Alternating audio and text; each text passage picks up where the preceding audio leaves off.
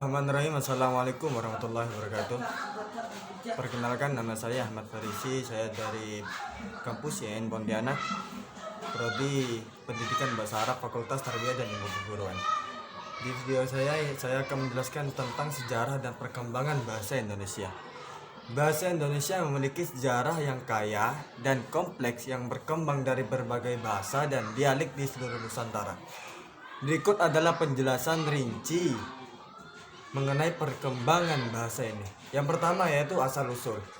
Asal-usul bahasa Indonesia yaitu bahasa Melayu. Bahasa Indonesia berakar dari bahasa Melayu yang telah berfungsi sebagai bahasa perdagangan di Kepulauan Nusantara sejak abad ke-7 sebagai lingua franca. Bahasa Melayu memungkinkan komunikasi antara berbagai suku yang memiliki bahasa berbeda, membantu dalam transaksi perdagangan dan interaksi sosial.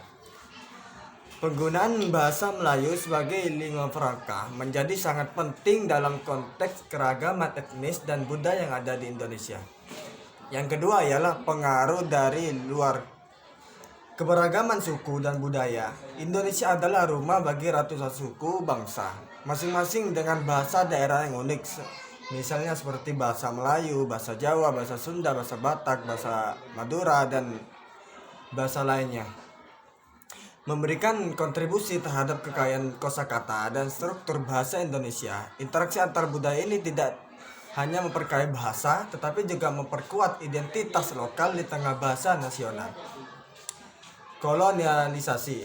Penjajahan Belanda dari tahun 1602 hingga 1942 membawa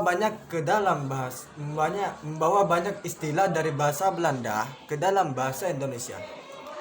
Istilah-istilah ini mencakup sebagai bidang seperti hukum, administrasi, dan pendidikan. Pengaruh ini dapat dilihat dalam kosakata modern yang digunakan saat ini, yang mencerminkan warisan kolonial dan dampaknya terhadap bahasa Indonesia. Yang ketiga yaitu penyusunan dan standarisasi. Sumpah Pemuda pada tahun 1928.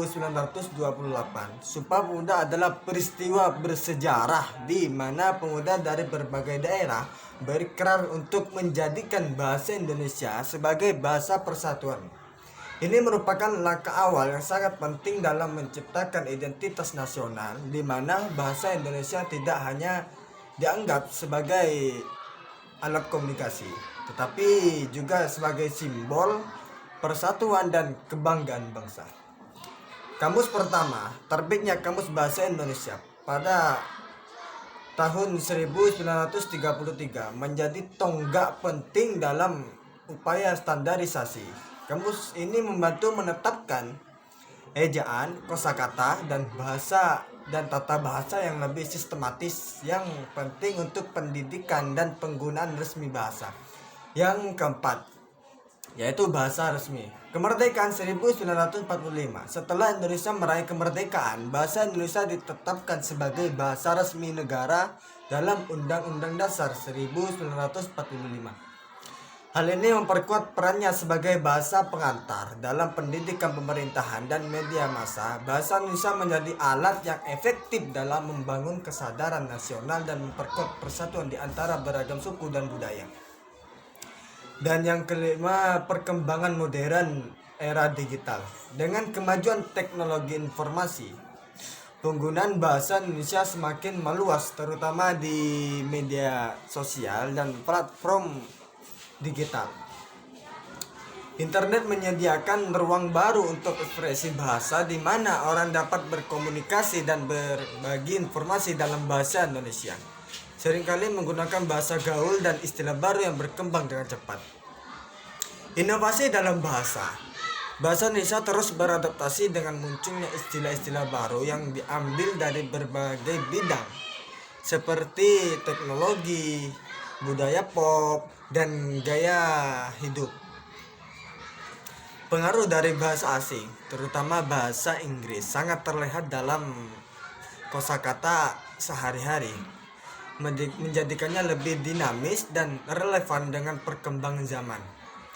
Yang keenam yaitu tantangan dan pelestarian. Bahasa daerah. Meskipun bahasa Indonesia menjadi bahasa utama, Pelestarian bahasa daerah tetap penting untuk menjaga keberagaman budaya. Banyak komunitas berusaha untuk melestarikan bahasa daerah mereka melalui pendidikan, seni, ritual, dan ritual budaya yang penting untuk identitas lokal. Pendidikan, upaya untuk meningkatkan pengajaran bahasa Indonesia di sekolah dan masyarakat terus menjadi fokus, termasuk pengembangan kurikulum yang menekankan pentingnya bahasa sebagai alat komunikasi dan identitas. Selain itu ada upaya untuk memperkuat penggunaan bahasa Indonesia di media massa dan publikasi yang penting untuk pembentukan dan pemeliharaan bahasa yang baik dan benar. Kesimpulan saya dari penjelasan tadi yaitu secara keseluruhan bahasa Indonesia terus bertransformasi dan berkembang sejalan dengan perubahan sosial, budaya, dan teknologi. Sebagai bahasa yang dinamis, bahasa Indonesia mencerminkan kekayaan budaya dan keragaman etnis di Indonesia, menjadikannya alat yang penting dalam komunikasi, pendidikan, dan identitas nasional. Cukup sekian dari saya. Kalau ada kesalahan boleh dikoreksi. Assalamualaikum warahmatullahi wabarakatuh.